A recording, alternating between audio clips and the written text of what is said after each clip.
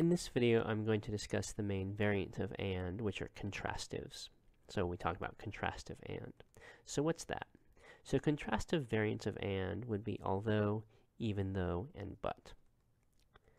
So to see what's going on here, first thing we want to ask is when is an AND sentence to remind ourselves. And P and Q is true if and only if P is true and also Q is true. What about but? So we say the plane is heavy but can fly. So if true, the plane is heavy and it can fly. So in that way it agrees with AND. But what about if the plane is heavy and it can fly? Does that make A true? Or how about we say he is cheerful but happy? So if that's true, certainly he is both cheerful and happy. But is it true if he is cheerful and happy? Is B true? It's not obvious. Why not? Well, so if box but circle is true, then box and circle is true. The question is, if box and circle are true, is box but circle true? Or put differently, if box but circle is false, then is box and circle false? So you might think no. Why not? Well, because box but circle suggests that there's a contrast between box and circle. And so if box and circle are true but no contrast, then at the very least box but circle is going to sound weird and maybe it's false. So in other words, there's a question. It's not obvious that box and circle implies box but circle, and the reason is that that box but circle suggests there's a contrast, and it may be part of the truth of box but circle that there's a contrast. Whereas there doesn't have to be a contrast for box and circle to be true. So if we have a case where we have box and circle but there's no contrast, then box and circle is true, but maybe box but circle is not. So that's the question. There's this contrast. Is that part of the truth conditions of box but circle? Is box but circle true when box and circle are both true and there's no contrast between box and circle? Well, there are two reasons. So this sentence, he is cheerful but is happy, there's no contrast. These two conditions seem to support each other. So we might think, and it's weird to say he is cheerful but happy. The question is it false to say he is cheerful but happy? For the reason, supposing he is cheerful and happy, if I say he is cheerful but happy, and he is cheerful and he is happy, either, well, what I said is false, because there has to be a contrast for the sentence to be true, or it's true because all the sentence requires for its truth is that he's both cheerful and happy, and the contrast is only suggested. So you might think that the sentence, he is cheerful but happy, is true only if the following conditions are met. He is cheerful, he is happy, and there's a contrast between being happy and being cheerful. Since there's not a contrast between being happy and being cheerful, this sentence is false. And that means that it's a weird thing to say. And it's an obviously weird thing to say because there's obviously no contrast between being happy and being cheerful.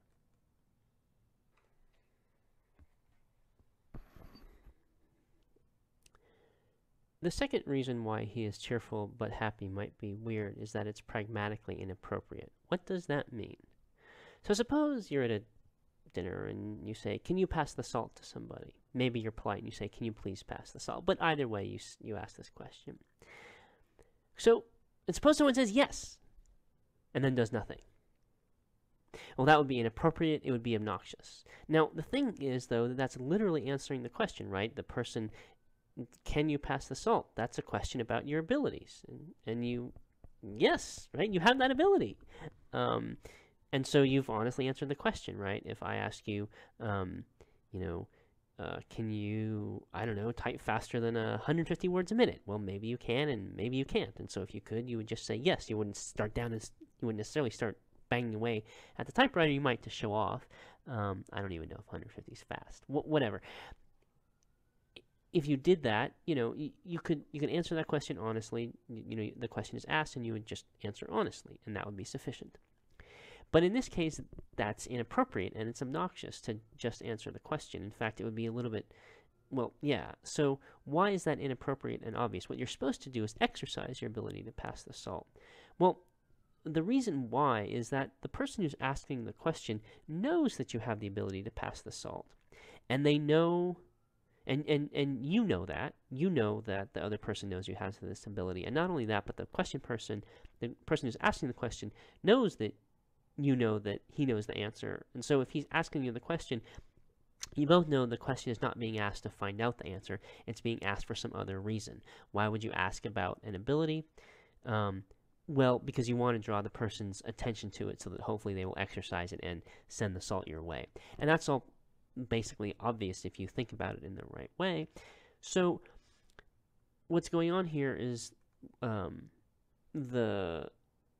sort of a similar example of this is if you say, well, I have this friend, you should meet him, and you two should go out, and oh, well, what's he like? And you say, oh, he has a great personality, and blah blah blah. And I mean, the obvious sort of suggestion is, oh, maybe he's not so attractive, right? And again, what's going on here is we both understand sort of different things you might say in the conversation, and what you choose to say and what you don't choose to say. And so if you talk about, oh, there are all these good attributes, and you don't talk about another attribute being good, you're suggesting that that attribute is not good, at least in certain contexts.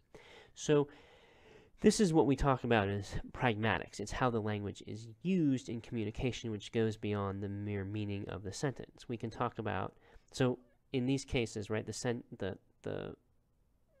suggestion is he is cheerful but happy is true, but it's inappropriate, just like it would be inappropriate if you just said yes if someone asked, can you pass the salt? The sentences are communicating more than they literally say or ask. So there are two parts to a sentence's meaning.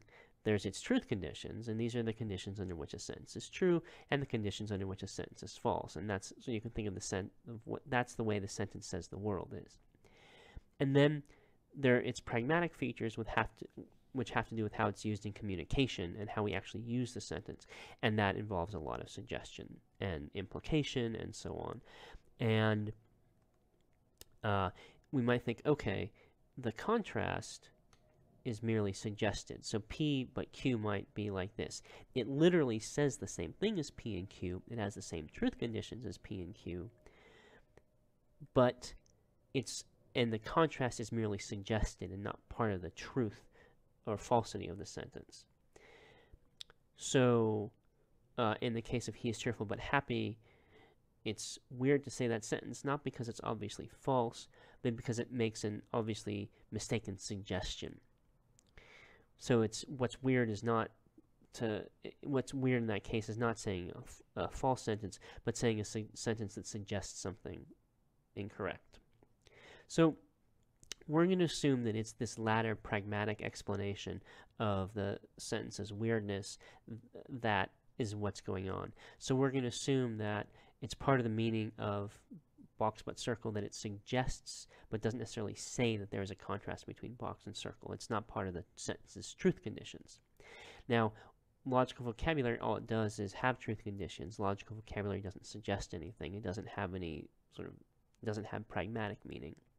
And so we're going to symbolize but and other contrastives with as the wedge, on the assumption that the contrastive element, the contrastive part of the meaning of but, is not part of the truth conditions of but, and so we can capture its truth conditions just fine with and that's all we're trying to do.